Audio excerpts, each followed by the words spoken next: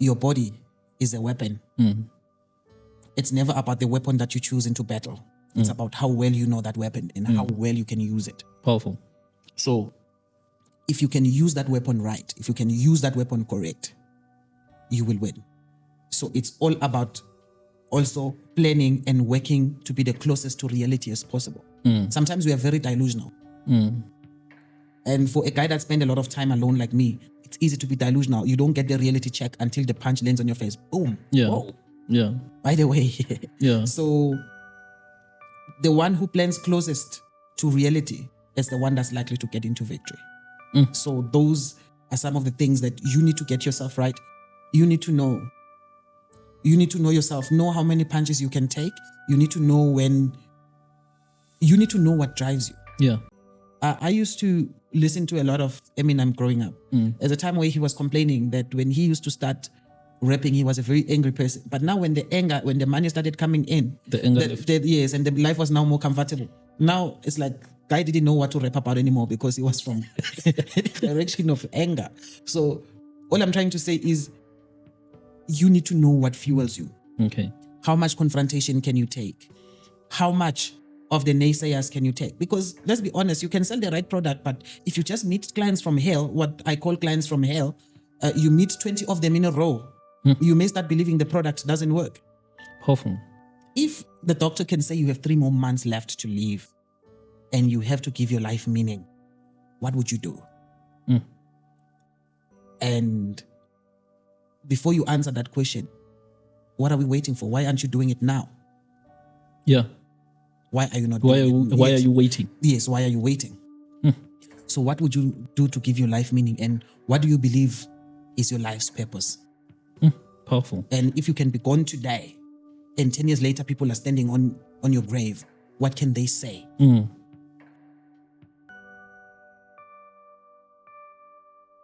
Hello and welcome back to The Threshold. My name is Maro and I am your host again for today. We are talking personal development, we're talking growth, we're talking workflow hacks and everything that we need to do to get the bug, to get the cash, to be better people, to actually rise beyond the threshold so that we could be recognized and acknowledged for our contributions and efforts.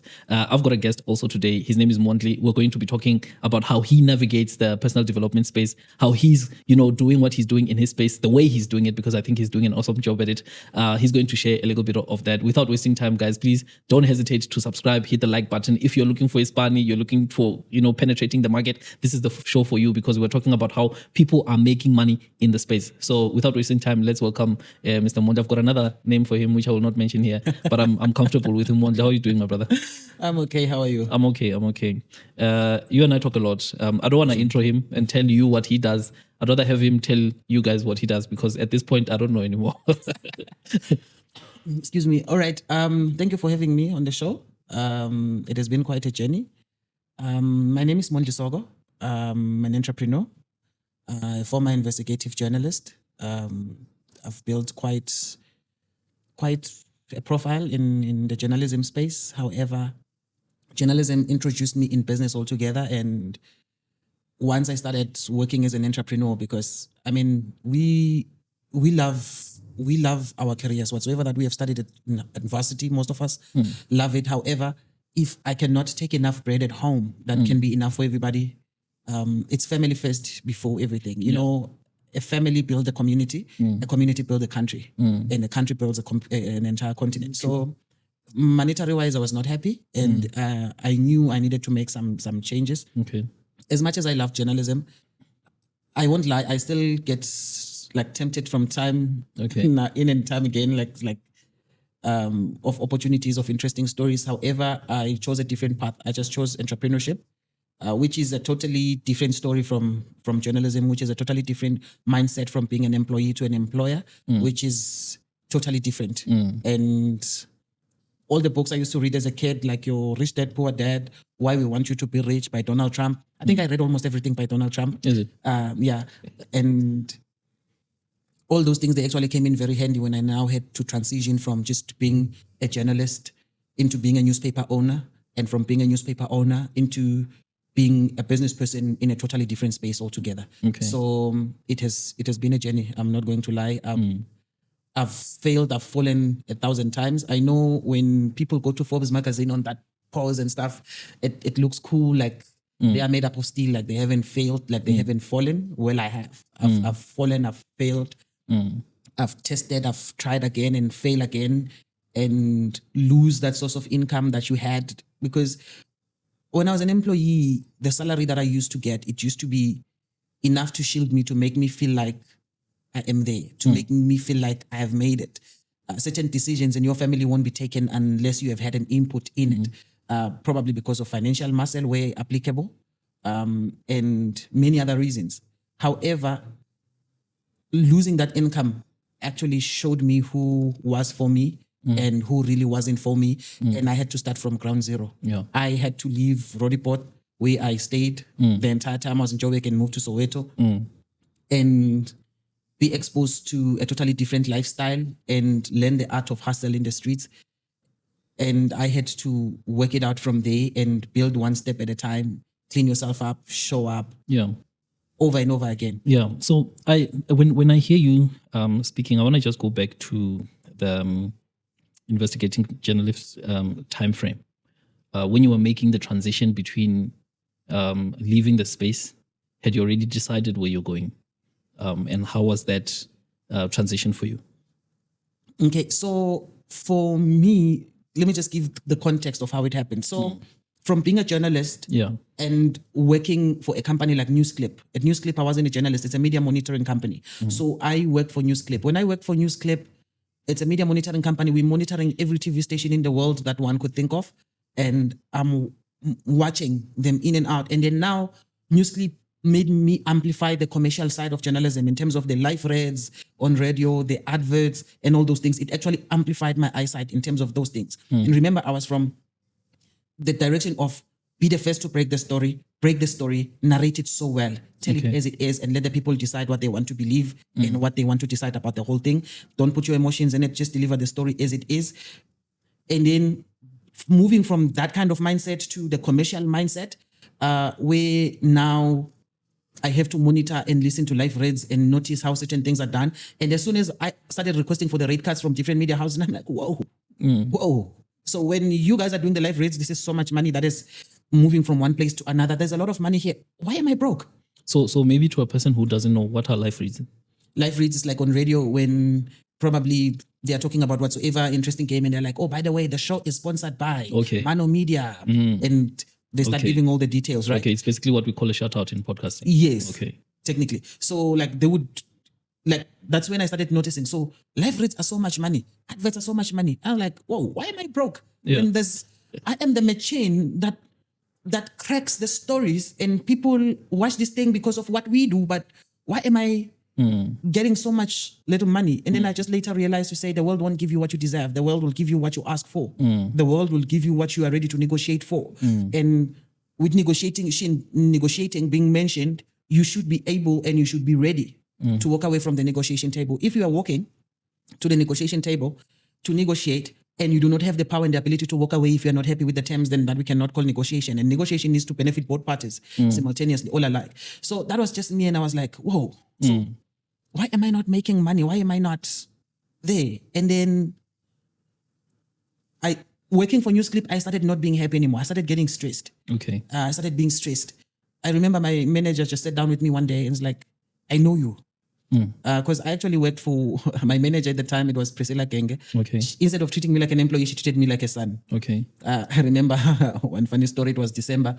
They would hop in maybe around the 10th and be like, when do you want your money? Do you want to get your money, all of it in December?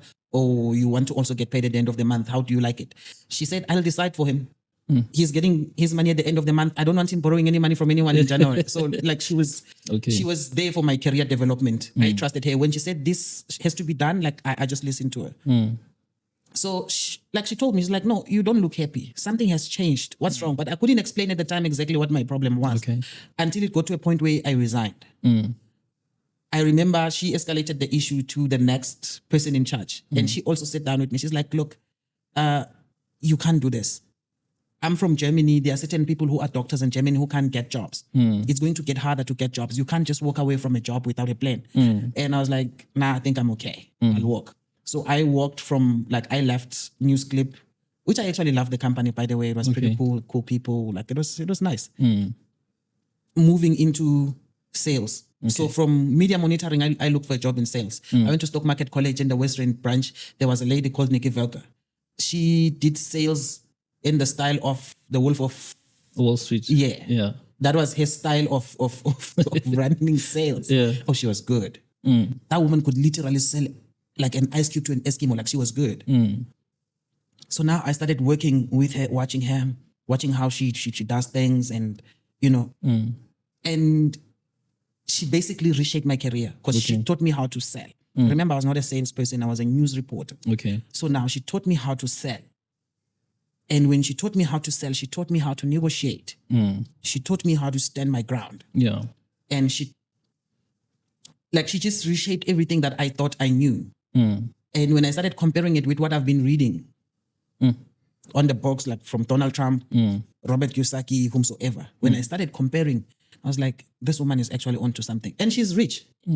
Like she's rich. Like she doesn't mind changing cars to the office, and she's cool, she's chilled. And I'm like, this is what I sacrificed my career for. This is actually what I am looking for. Yeah. So I learned how to sell from her, and skipping other parts of my career, of course, fast forwarding to 2017, that's when actually I started opening my very own newspaper, because journalism is the only industry that I knew, right? So when I knew journalism, I just thought, okay, since journalism is my type of thing, maybe I may just open a business around it. So I started Soweto Observer. Excuse me. Started Soweto Observer, and when I started Soweto Observer, that's how I got introduced into business, when now I'm on the pilot seat. Okay. I made a lot of dumb mistakes. Yeah. I made a lot of dumb mistakes. Part of those mistakes, people always judge a book by its cover. That's number one. And people look for what interests them, and people care about what benefits them. So I didn't really understand a whole lot of things in terms of the human nature element of business. Okay. In terms of, sometimes I could show up for some meetings not well dressed, and I didn't know that is going to close me out when it comes to the price negotiation. Because now when they look at you, this is how you look, and this is how much they think you deserve, and they've perceived you into that space. And remember, I was new in business, so I couldn't walk away. So I could just bend whatever rules for whichever client at the time. That's the first thing. I remember I had no business cards, and I would meet interesting people after a very nice elevator pitch. I mean, I learned from the best, so it's very good. Yeah. But now, give me a business card, I start chewing apples. Those are things I didn't have. Okay. I didn't brand myself properly. I was a total nobody, no online presence, nothing. Those are things that we don't think about, but that's what people will always judge a book by its cover. They will always judge you based on how you look. And when I'm comparing it to today, in terms of when I show up, how I show up for a meeting, from the way that I show up in a meeting, and from the time we discuss everything, pricing, whatsoever, I'm comfortable. I'm ready to walk away if you don't meet my terms, and I'm not going to force it. Yeah. I actually came from a point, as you're speaking about the negotiation aspect. I feel that my preparation for that discussion is literally what makes me feel confident about me being there. So the fact that I'm dressed the way that I want to dress, the fact that I feel the way I feel, the fact that I have thought about this discussion in passing way before I came here, and I've researched the content, and I understand, the different pockets that this discussion can go to. That's what gives me confidence. And when I looked deeper, I found that what I was really chasing was not the, barrier of access or the look or, the aesthetic. I was just chasing confidence. And once I have confidence, I can attend any meeting. And that's what I found. And I guess that's where you got to as well, when you got to a point where you're like, okay, I'm ready for this discussion, whether that means I'm dressed in line with the expectation, whether that means I've got the statistics, the numbers, or, the presentation, whatever it is that gets me to a point of comfort with me sitting here already gives me leverage. And maybe talking about leverage, what's your perspective of that? Because you keep talking about walking away. What's your perspective of leverage in a negotiation? I believe a negotiation has to benefit both parties, because I've seen people normally confuse confrontation and negotiation and whatever. I believe when we're negotiating, it needs to benefit both parties, and both parties need to let go of certain things, and the others all alike. So answering your question, usually when I walk into a meeting, I prepared myself properly for that. And mostly I already know what you're looking for, and why are you in that conversation with me to begin with? Why aren't you having that conversation with someone else? Why are you having that conversation with me? So if you want to have that conversation with me and we finally get to have that conversation, what are you looking for? And can I really get you what you're looking for? And what am I looking for? Can I get also what I'm looking for? If I can't have what I'm looking for, and even though I can give you what you are looking for, then what are we doing? Not true. What are we doing? So those are certain things that you need to look at. I'm not saying be all greedy and be selfish. Sometimes you can do a lot of giveaways. Maybe you're helping a mentee. Maybe it's someone that you are just helping. And when you are doing that, you make them understand that I'm just extending my hand to help, so that it doesn't become your responsibility in the future. And you understand that you are helping. So when I go into those kind of conversations, I go into that conversation knowing what you need and knowing that I can get you what you need. And can you be able to give me what I need, what I'm looking for? And if you can get me that, then we can have that conversation. Yeah. Because people can be bullies. Yeah. People can be bullies, especially when they are bringing money on the table. I've been to a meeting where, I've been in a situation where we have a 10 o'clock with a client. When I show up at 10 o'clock, it's like, yeah, just sit there and wait. I'll attend to you later. I stood up and left. It's like, yeah, why did you go? And I'm like, we had a 10 o'clock. It's 25 past 10. And I'm sitting on your couch. Do you think I don't have other places to go make money at? You are just a client. You are replaceable. Like, I can easily replace you. So you cannot waste my time. That's very disrespectful. You are disrespectful. If you think you are busy, you have no idea how busy some of us can get. I mean, I was speaking to someone just before the show who could work until 4 a.m. in the morning. You understand? So some people think because they are paying you money, they can mop the floor with your head. Okay. And it doesn't work like that. So I have been bullied so much such that I grew thick skin, and it got very, very worse. Okay. Like, such that when I go into that meeting, I know what I'm looking for, and I can only anticipate what you're looking for, or maybe I already know what you are looking for. We have that conversation. If I'm not happy, I walk. Yeah, I think you speak to a mentality that is sharpened. You speak to a knife that has been, has gone through it. I remember the younger version of myself was very flimsy about how things would work. Right, first time I was looking for a job, I didn't know what job I was looking for. I just wanted to work and earn an income. So I was very passive about what I wanted to do initially. But as life went on, I began to engage with other people who then shared their, mentality, their philosophies. And I was like, that guy knows exactly what he wants. What am I doing here? So even in that perspective, when you talk about people bullying you, those are the kind of, I call them bully ready. You are bully ready. You are ready for someone to just bully you into a space that you don't even want to be in. Because if you walk through my door and you just said, "There is ban," I could have you working, cleaning up certain places that you would be very surprised. I don't literally mean I'll do that, but I'm saying there are people who would take advantage of that of you. But I guess it's through those situations where you step up, and you begin to realize that actually, I'm being abused, and that's when you are being sharpened, basically, to get to where you are. It takes a while. I've not yet reached your level in terms of energy. You are very big in energy. If energy is toxic, you chop it right away. Like, you don't hesitate, like, you're very big. I think I've not reached that level. I'm still a bit tolerant when it comes to energy. Okay. Like, sometimes I just give people a long rope to hang themselves sometimes, which becomes a very big downfall. And my team would be like, I'm like, okay. Yeah, true. I think as a leader, I see myself as a person who needs to protect the bubble. And if one person pops it, we're all inside. So I'm the one who will allow another person to come in and pop the bubble. And once it pops for everyone. Right? So I don't want that. I think in terms of that perspective, energy is all that we are. I always say that you're just one big, ball of energy. And picture that ball as something that changes color. Right? And in the morning, you are filled with black ink. In the evening, you're probably filled with white ink. The other day, you are transparent. You're just a ball of ink. You're a ball of energy where you just embrace different colors. So, yeah, thank you for raising that. It's very profound. So in terms of, so when it comes to energy, I've seen how you do that. But for me, one of the most important things is to always get what I am looking for. Okay. So let me just talk about this. I think most people, when you ask them what do you want in life, they will say they want money, right? Yeah. However, what is the vision? Some people know they want money, but they don't know what the vision is. What What are you looking for? What is the vision?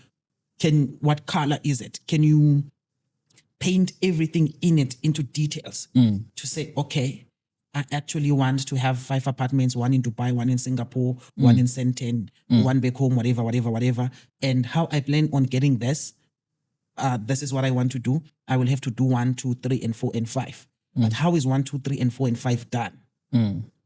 And what does one need to be able to do 1, 2, 3, and 4, and 5? And in a space of a week, how closer can I get to achieving at least 1 and be halfway in? And how is it done? So it's only a lunatic that keeps on doing the same thing, expecting different results. Okay. So what people do, they do the same thing that they hate. You find someone hating on their job. They hate their jobs. And when you hate your job, you are not doing anything to upskill yourself. When you come back at 5 p.m., you are already mad at the kids, and probably Miss Kwai Kwai, the supervisor, that's a nickname for him. Probably Miss Kwai Kwai was giving you a hard time at work, right? And when she was giving you a hard time, you don't even have time to upskill, meaning tomorrow you will be doing the same thing, and then the other day you'll be doing the same thing. And then 5 years later, when inflation begins to actually mess up your income, where 10,000 rands is no longer 10,000 rands anymore, when grocery of a grand is no longer the same anymore, and then people start complaining, why am I not winning? Why is that? Why is that? But you actually lost it from the beginning. You didn't have a very good layout of how the dream will be achieved and what you have to do every day to get closer to the dream. So it's not just about how big the dream is or how big you have achieved in one day or in a week. It's about what you can do consistently closer to the dream on a daily basis. Yeah. So that is what actually gives out the ultimate picture of you winning. I've heard people talking about Vusi Tembegwayo, about English, about how he pronounces certain words and how he does certain things. No one knows what that man has been through in terms of reading. Yeah. No one knows what that man has been through in terms of how many no's he got and what people called him every time he failed on certain things. Because when you want to create a dream that has never been achieved, you should be prepared to get like a backlash that had never been seen before. And you are going to be called names and you may fail. Yeah. And sometimes the people that you look up to could be the one that actually destroy you altogether. Yeah, I think, sorry to cut you, but in your presentation of the philosophy that one must adopt to achieve what they want in life, so I hear you anchoring it a lot on your vision, which then attaches targets and milestones going backwards. I really resonate with that. I used to be there. It's not that it's a bad place. It's just that I'm a different person, right? And it works. That works for a lot of people because you've seen it widely implemented in the world. Every company shares their financial targets for the midterm or the financial year. Every individual will have a target to say by the end of the year I must at least have finished my PhD. I must have at least increased my investment capital. I must. So that what you're presenting is completely valid. I'm not disputing it. I'm saying I've discovered that I'm built different. I didn't know this until I read Atomic Habits. And I was like, this is me, man. This is me.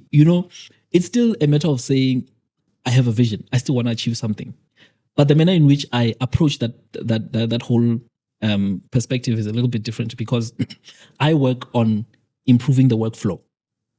I want to be the number 1 runner or the number 1 sprinter in the world. My benchmark every day is about cutting down a second. I'm not benchmarking on the world record. I'm not there. That's someone else's benchmark. My objective is to say every day when I cross the finish line, every time I try, I want to cut down a second. And each and everything that I can do that will allow me to cut that second down sort of becomes my routine, my workflow. And for me, it's all about finding that workflow that will allow me to cut down the seconds. What happens to the world record when I have cut down those seconds? When I get to the world record, I'm just passing by. I'm just like, oh, hey, this is where we are. Then I pass. So I keep cutting down seconds. And this now allows other people to benchmark on me. But I don't even benchmark on me. I benchmark on the previous, achievement to say, okay, I was able to do it 1 second less. How can I cut down 2 seconds? Like how far can I go in this attempt? And I refine the workflow on a daily. And then that now gets me to the spots that I want to go. I listened to this general who trained American Navy SEALs. He says there are days, okay, obviously they do the morning bed inspection and they check the uniform if you have worn it right. And it says some students actually had to drop off because they didn't like the fact that the generals would look for any excuse to punish you for your uniform, even though you have done everything right. Because there were some people that could actually get the uniform right and they get it right every single time. However, whoever doesn't get the uniform right, I think they were getting punished. They call it a sugar cookie. Okay. So they roll them on the bench and you'd spend a lot of time full of sand and your clothes. And it's an extra hour of training, basically, which makes you even more likely to fail tomorrow's targets because you're tired from yesterday, from the extra hour that you had to take that others didn't. So he says some of the students that were enrolled into being Navy SEALs, they could get the uniform right, but when the generals find that one loophole to say, this is wrong, you're going through the punishments, they could drop out of school for that reason. And then the general says what they didn't understand about the exercise is it was not about the uniform. The exercise was meant to condition you that at times you will find yourself in impossible situations that you do not deserve to be in. But can you still get your head right to get out of them and walk out in one piece? Or you are just going to be yapping around it, complaining, looking for excuses around it, and whom do you become around it? I think it's from that book, Who Moved My Cheese. They also have a similar concept on that. That is deep, man. that is deep because, life will get you, things will happen to you. Things you had no control. And you would be put in a space where you are completely disadvantaged and it wasn't your fault. It wasn't you, and you don't deserve it. And you don't deserve to be there, but life put you there. And also to that aspect, life, I think what I can also take from what you're saying is the fact that how much punishment can you take? Because if you don't punish yourself, life will do that for you. So you need to punish yourself before life comes. It's like, you need to just already give yourself the punishment. Whip yourself one time because life is coming to do that.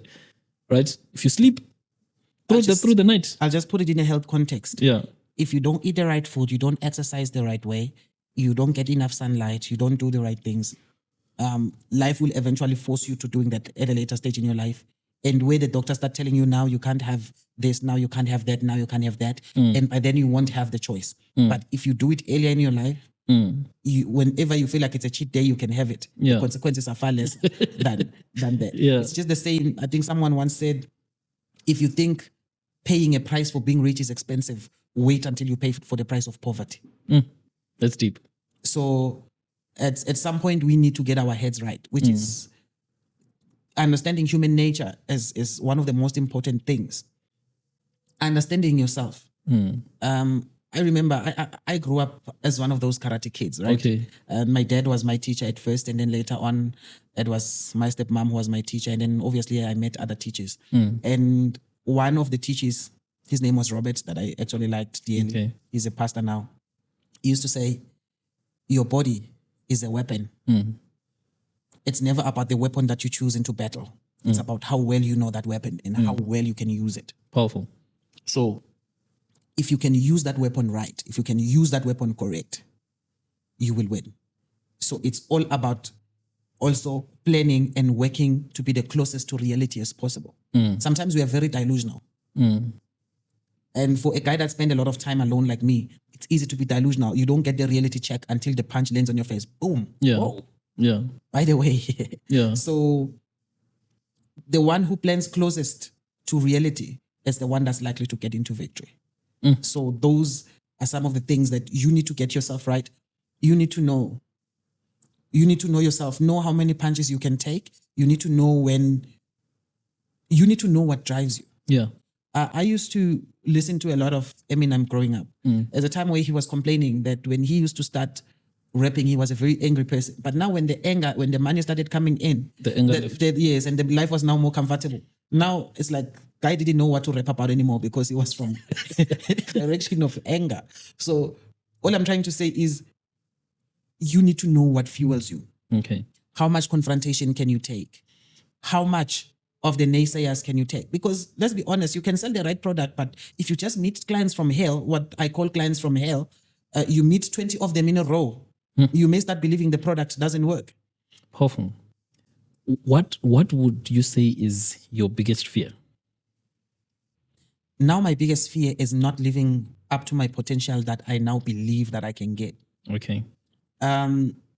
Look, If the doctor can say you have 3 more months left to live and you have to give your life meaning, what would you do? And before you answer that question, what are we waiting for? Why aren't you doing it now? Yeah. Why are you not Why doing it? why are you waiting? Yes, why are you waiting? So what would you do to give your life meaning? And what do you believe is your life's purpose? Powerful. And if you can be gone today and 10 years later people are standing on your grave, what can they say about you? Powerful, man.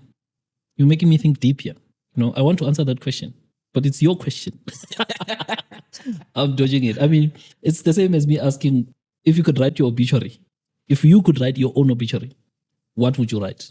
Every time I ask someone to give me a bio in this show, it's a headache because you are literally writing your obituary. If you kick the bucket today, we're going to take what you wrote, put it on the obituary. We're going to read it to say, this man has, 3 doctorate, doctorate, whatever, PhD here, degree, whatever, CEO, venture capitalist, whatever. We're going to put it there and that becomes your obituary. I need a long one. I mean, I need one where people are just going to go on a food break before it is done. I mean, halfway in, like people go on a food break and then they still come back. Like it's still going on. I need to say the most in the shortest amount of words. Interesting. Then a person who's sitting there will know what I was doing. Others can do that in silence too. True. That is a very Because you listen to that. Here he had 24 children with 7 different wives, and he had 7 houses in different. You're listening to this thing and you're like, what was this guy's intention? Like, he came to the world, he lived, he died. We're listening to what he did. There's no direction. He had a lot of money, yes. He had a lot of children, yes. He did a lot of things, yes. But what does that culminate to? What were you trying to do? What meaning were you driving in the world? I understand it's changing in time, but people are just, we die chasing qualifications. We're chasing bank balance. You die chasing property ownership and whatever assets that you want to own. But when you are gone, you leave us with no message, with no lesson. It happens. Sometimes people chase the ownership of certain things, which eventually later owns them. I've seen people being owned by their cars and their property. And they are very far from happiness. They are very far from, like I asked before, what is the vision? What is that one vision that can give you life meaning? When you're looking at the vision, you can say, this is the vision. This is what I want to get done. This is what I want to achieve. Yeah. And you achieve it. Yeah. Yes. So most people, it's just destroyed from the beginning. The vision is not there. The vision is not there altogether. And for those of us who are in business first generation, it's very hard. It's very hard because you have to do something that no one has done in your family. And it's not just you doing what no one else has done in your family. With the people that we are competing with people who are 5th generation into this thing. They have everything. They have systems that have been tried and tested. I remember speaking to this other music producer and I was asking him, why aren't you guys producing Hollywood level stuff? He's like, you can't compare us to Celine Dion. Celine Dion would be in the studio working and then like, yeah, do you remember that guitar that was a gift from so and so? Go fetch it. It's different from that one. And you have only one guitar to work with in that studio. They have more than 20 and they know which one sounds like her. So having said that, right, what would it take for one to stand out against those odds? Get your head right. There's nothing that is difficult to beat than someone who has their head right. So if you have your head right in terms of the vision, you have painted it out and you have laid it out beautifully, it's clear where you're going and what you want, and you get into it and work. No matter how many shots you take, you keep working. No matter how many shots you keep working. I remember my karate teacher used to say, you will take punches. Look for that one spot, you will land that one decisive shot. But for you to be in a position to land that one shot, you need to take quite a few punches and you should be comfortable taking those punches. And sometimes you need to take them with a poker face and not even show a bit that you are burning. At times you have to hug your wife with one warm hand, like with a warm hand while your other arm is on fire, and your face has to be the same for your children not to be frightened by what they see. You have to take the heat on one hand and give out warmth on the other side and go through it until the fire is out. And when you think they are ready to see the hand that was burnt and you have prepared them enough, now you can let them back into it and you can take more heat to the next level. So it's complex. So people who have their head right.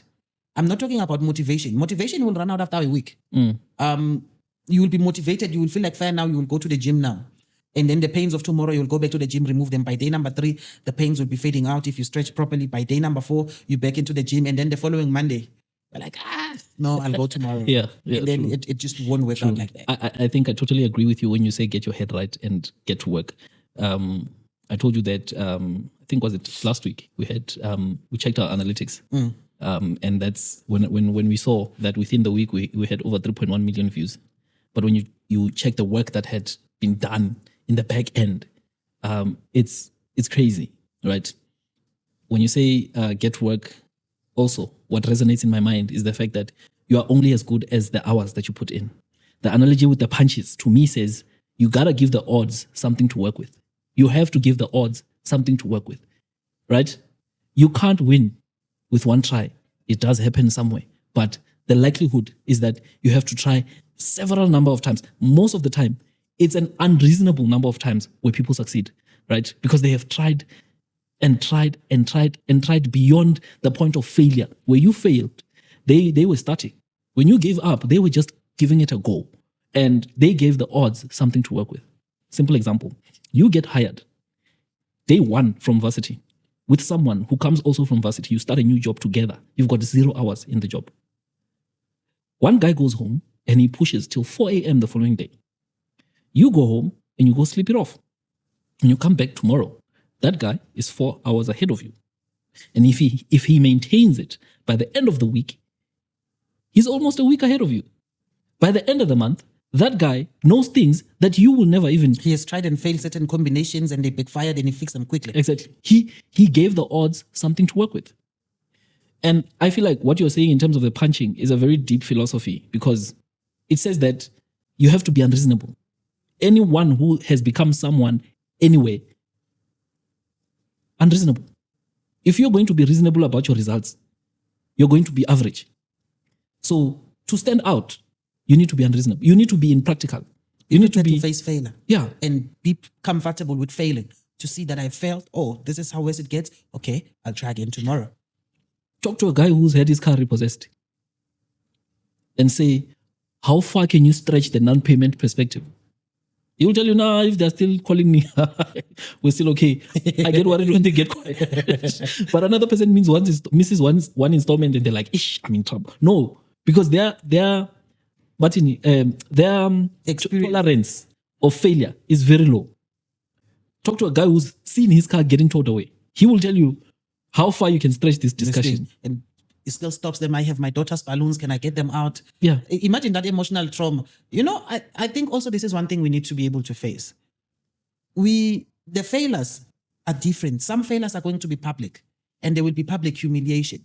And the people who looked at you climbing up the ladder, those who didn't like you, some of them might just come back and be like, I always knew you will fail. I always knew that. Yeah. Some of the failure will be public and it will be humiliating. Some of the failure will be in private.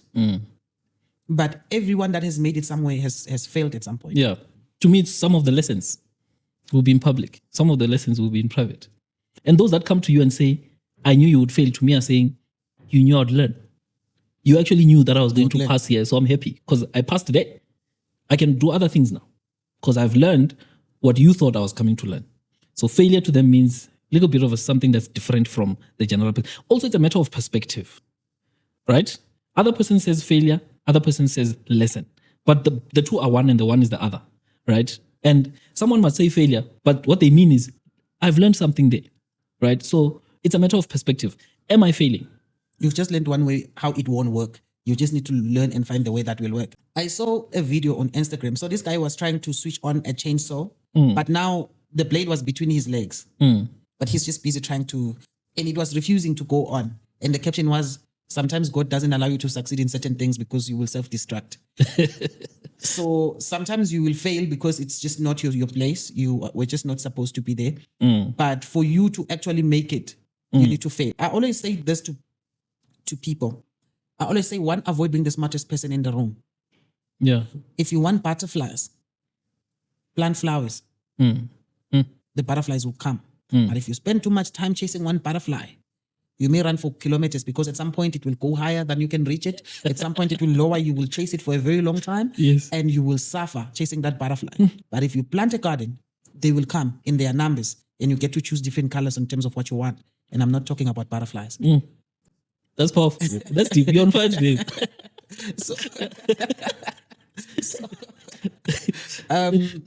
I just want people to understand that it is okay to fail and be prepared to fail if you want to actually succeed. Yeah. I through that philosophy of butterflies, I always want to unpack them a little bit more. Jim Rohn says life responds to deserve, not need. So if you chase a butterfly, you're trying to get it because you need it. But you might not get it because you don't deserve it. But if you plant a tree, you've actually begun to now act on the perspective of one who deserves because you've planted. And now when the butterflies come, it's a reward to say that you deserve to have them in abundance because you have gone through the rite of passage and this is your reward. And that basically also comes with a pinch of salt because you might not plant your tree in the right place. What if your tree is planted in the desert? For some reason it grows and it blooms. There are just no butterflies in place. So it's a lesson that you need to take in and, maybe plant your tree elsewhere. But maybe you need to plant a number of trees in a number of different places. So yeah, man, we've learned a lot today. You know what? I didn't even ask 5% of the questions that I had because this guy keeps throwing my mind into different places. I've learned so much from this experience and I'm thinking that it would be nice to have Mondli as a regular so that we can unpack these discussions. If you guys have got questions that you need to ask, if you guys are very curious about how he's navigating or whatever it is that he said here, don't hesitate to, give us an input. Mondli, in closing, what would you like to say so far, considering what we have discussed? I can just say, number one, keep it real. Be real in terms of who you are, what you have. When I'm talking about what you have, what kind of tools that you have, those tools could be your degree, they could be whatever. What kind of tools do you have that can get you to the next station that you can use, and how well can you be able to use them? And don't stop believing. Do not stop believing. And do not be blown by the wind. When a boat sails, it sails from one point to the other. Sometimes the wind will be pushing it in one direction and it's up to the pilot to just stay back. The captain to steer it back in a way that it would be going directly where it has to go. Because if it can try to sail straight, it may find itself in a totally different place. So it is very important for you to keep it real, to know who you are, where you are, and where you want to go, and finding out what's needed to get to where you have to go. Most importantly, have mentors. A mentor can save you 5 years of embarrassment. Certain things that I've went through that I have failed, and be embarrassed on. If I had proper mentors, those things couldn't have been a problem for me. I could have just achieved it quickly. So that's just what I could say for now. Don't stop believing. And if you give up on yourself now, one thing is guaranteed: you are a loser and a failure. But if you tried and you fail, you are just another person that is actually hustling and trying their way up. I'd just leave it there. That is powerful. I totally resonate with what you're saying. And on top of it all, work. Put in the hours. Give the odds something to work with. Thank you, Mondli, for gracing us. We're going to have him again. I want him to be a regular.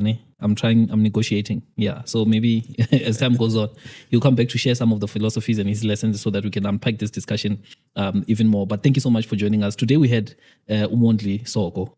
Sharing on his life, his lessons, and some of the deep philosophical learnings that he had to share. I was very, very, very touched.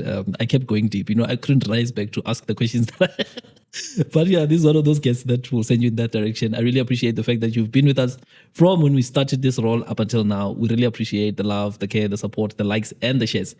Keep doing as you are doing, and we will keep doing what we're doing so that we both can meet together in this place called The Threshold. From Imrado, your host. Check you on the next one. Cheers.